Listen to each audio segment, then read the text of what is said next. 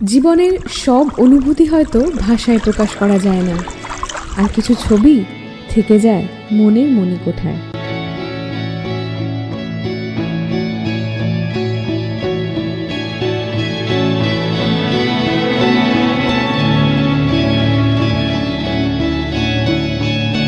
মেঘালয়, মেঘেদের বাড়ি। তো আমরা এখন আছি ভারত বাংলাদেশ বর্ডারে। এই ট্রিপের much awaited the living root bridge দেখতে।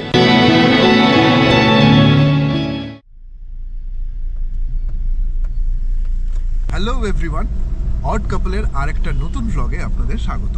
আমি শুভেন্দু, আর আমার সঙ্গে রয়েছে ইন্দ্রাণী। আজকে আমি ব্যাক সিটে চলে গেছি, শুভেন্দু নিয়ে নিয়েছে আমার জায়গা। তো আজ 8ই জানুয়ারি, ঘড়ির কাঁটায় এখন সকাল 8:30। আর গতকাল আপনারা দেখেছেন শিলংয়ের লোকাল সাইট সিং, আর আজ আমরা চলেছি ডাউকির উদ্দেশ্যে। গুয়াহাটি থেকে শিলং আসা এবং শিলং থেকে এই যে আমরা ডাউকি চলেছি, শিলংয়ের লোকাল সাইট সিং, এই সব কিছু যিনি আমাদের করিয়েছেন, আমাদের যে সারথি, তিনি হচ্ছেন যাদব কটকি। তার ফোন নাম্বার আমি দিয়ে দেবো ডেসক্রিপশনে। আপনারা যারা আসছেন শিলং গুয়াহাটি থেকে, তারা তার সঙ্গে কন্ট্যাক্ট করতে পারেন, তিনি কিছু ডিসকাউন্টও দেবেন। তো আজ 8ই জানুয়ারি, আর আজ শিলংয়ের টেম্পারেচার 8 ডিগ্রি সেলসিয়াস। রাত্রেবেলা আরও কিছুটা কমে গেছিল, তাপমাত্রা ছিল 5 থেকে 6 ডিগ্রি সেলসিয়াস।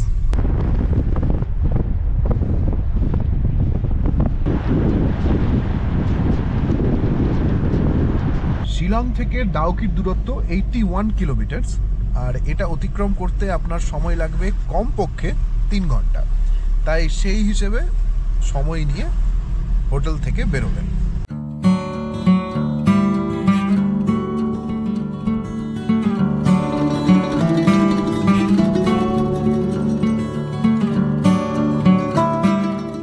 মেঘালয়ের পেট্রোল পাম্প থেকে এই গাড়িতে তেল ভরানো হলো।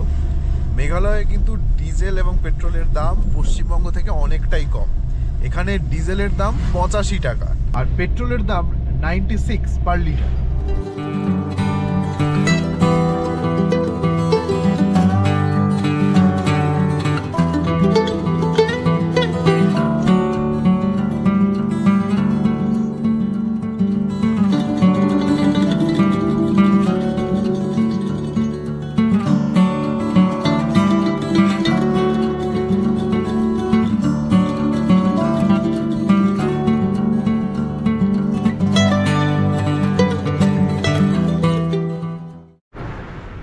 মেঘালয়, মেঘেদের বাড়ি। আর সত্যি এখান থেকে যা দেখছি তাতে বোঝা যাচ্ছে যে কেন এটাকে মেঘেদের বাড়ি বলা হয়।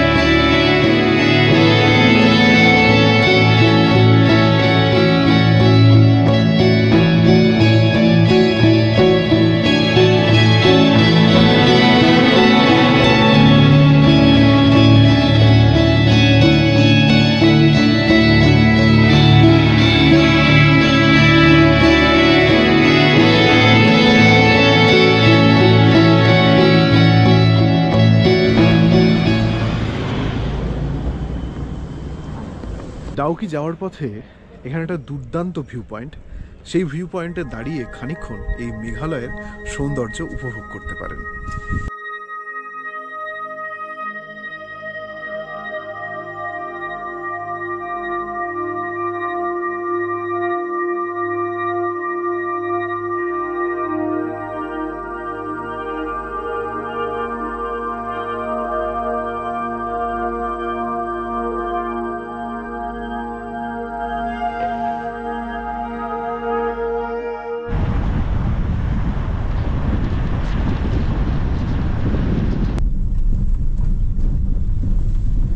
ডাউকি যাওয়ার রাস্তা কিন্তু খুব খারাপ, বহু জায়গায় রাস্তা এখনো আন্ডার কনস্ট্রাকশন, এবং পাহাড়ের কোলে মানে বড় বড় পাথর ভেঙে পড়ে আছে, সেখান দিয়ে গাড়ি যেতে একটু সময় লাগে।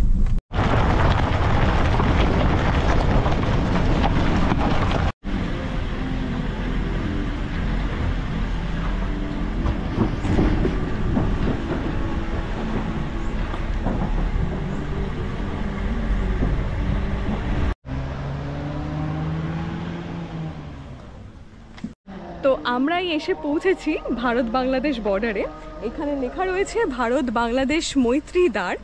এর পেছনে যাওয়ার জন্য কোনো রকম আইডি, আপনার আইডেন্টিটি কার্ড বা কোনো পরিচয়পত্র কিছুই প্রয়োজন নেই।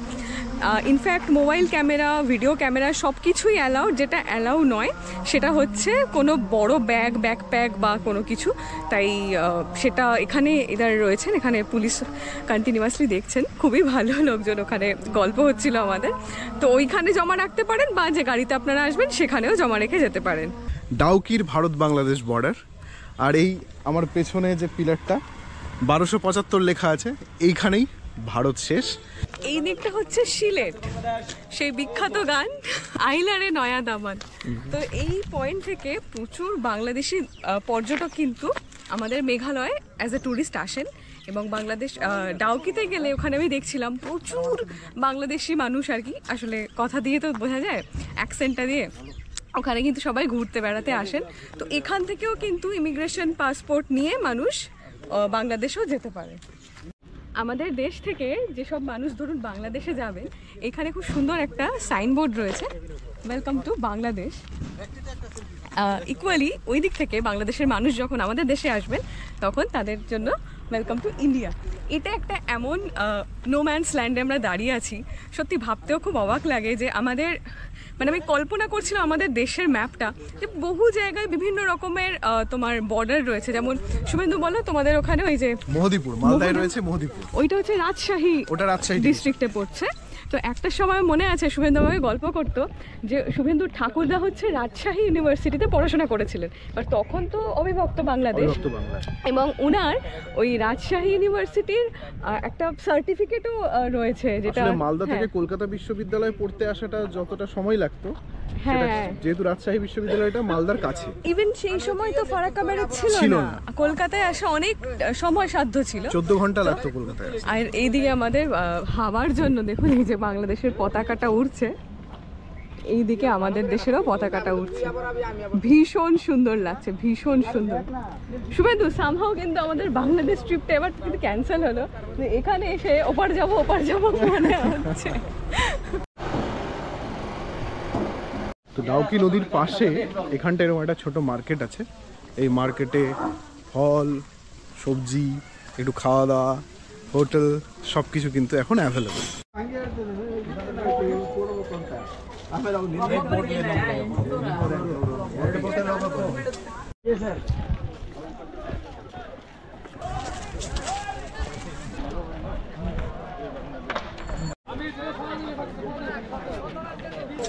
এই হচ্ছে আমাদের দেশ, আর ওই দিকটা হচ্ছে বাংলাদেশ। এসো তুমি তুই যা, তুমি যাও।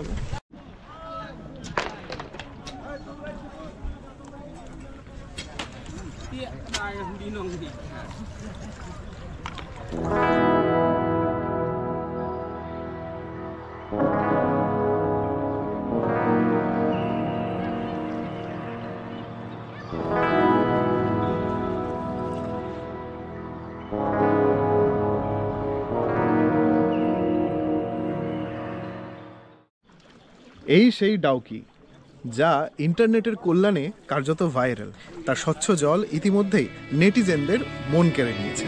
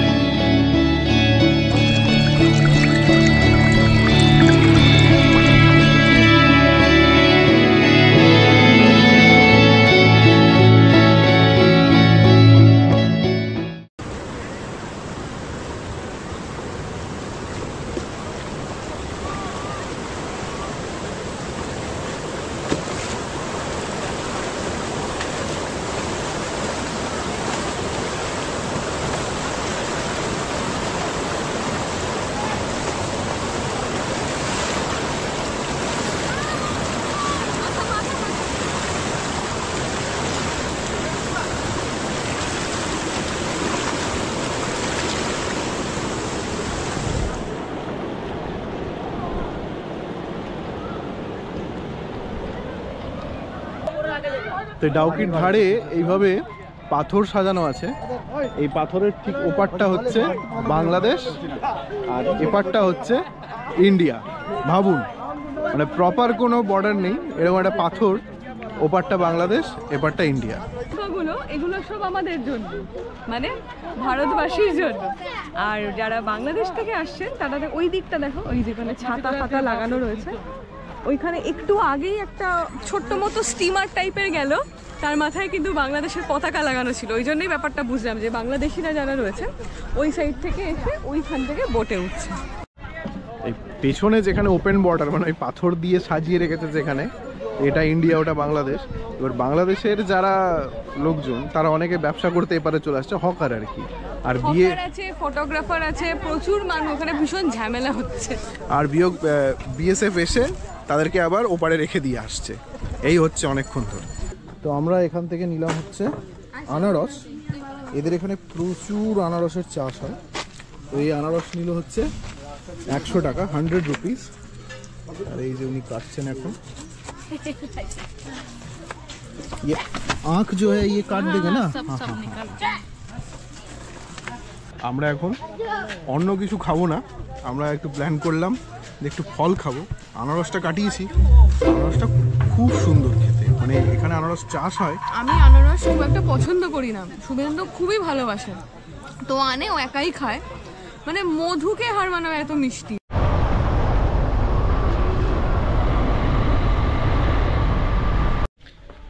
তো এবার আমরা চলেছি এই ট্রিপের much awaited the living root bridge দেখতে।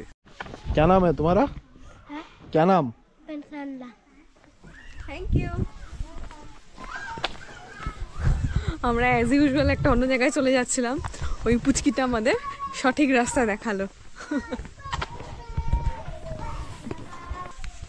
এখানে আমি একটা জিনিস খুব চোখে পড়ছে শুভেন্দু, আমাদের ওখানে একটা সত্যি কথা, বাবা মারা বাচ্চাকে যেভাবে ট্রিট করে না, এখানে আমি একটা কোনো মাকে বা কোনো ছেলেকে দেখলাম না তার বাচ্চাকে বকতে, কি উৎপাতটাই না করছে সবাই কম বেশি। কিন্তু ওই যে আমাদের যেরকম হয় যে এটা বাবা বকলো কি মা বকলো, এখানে যাবে না, এই ব্যাপারটাই নেই এখানে। ভীষণ ও নিজের মতো দৌড়াচ্ছে, বাবা নিজের মতো যাচ্ছে, মা নিজের মতো যাচ্ছে। আসলে আমাদের এটা মানে বাবা মাকে দোষ দিয়ে লাভ নেই, আমাদের শহরের মানুষের জীবনের না অন্য রকমেরই টেনশন লেগে থাকে সব দিক থেকে, যাই বল আর তাই বল। তো এই হলো ব্যাপার। বাবা কি আসছে, ওই দেখো।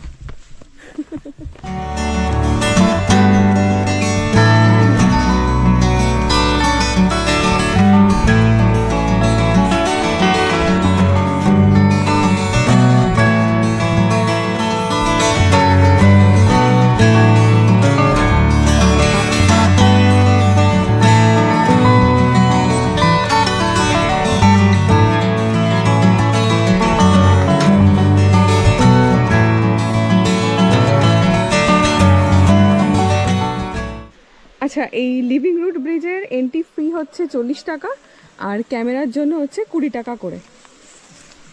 এসে গেছি, সামনেই দেখা যাচ্ছে। আর আমি এই ঢাউস জুতো পরে, শুভেন্দু 20 বার আমাকে বলছে ইন্দ্রাণী খুব সাবধান, খুব সাবধান।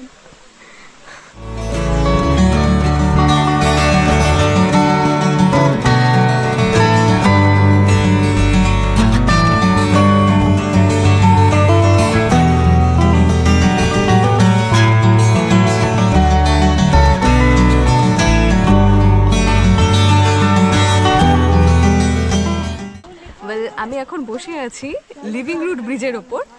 এই রুটটা একবার দেখাতে বলবো শুভেন্দুকে। এটা হচ্ছে রাবার গাছের রুট, ভীষণ ন্যাচারালি, মানে গাছ এতটাই পুরনো, এতটাই বয়স্ক যে রুটটা শক্ত হয়ে হয়ে পুরো এরকম একটা খুব সুন্দর, এই যে দেখো খুব সুন্দর একটা ব্রিজের আকার নিয়েছে।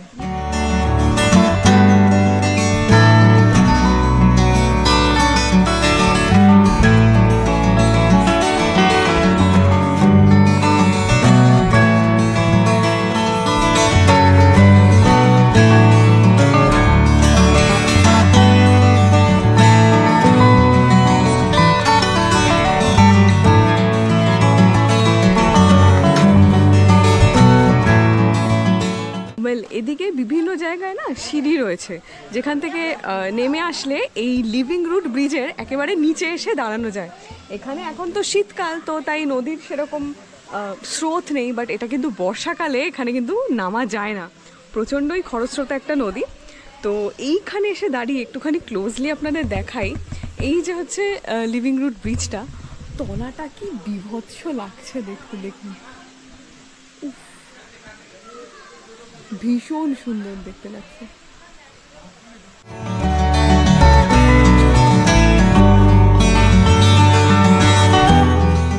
ওয়েল, এই ছিল আমাদের আজকের ব্লগ। আজকের ব্লগটা তো আমরা ভীষণ এনজয় করেছি। এখন আপনারা কমেন্ট করে জানাবেন যে আপনাদের কেমন লাগলো।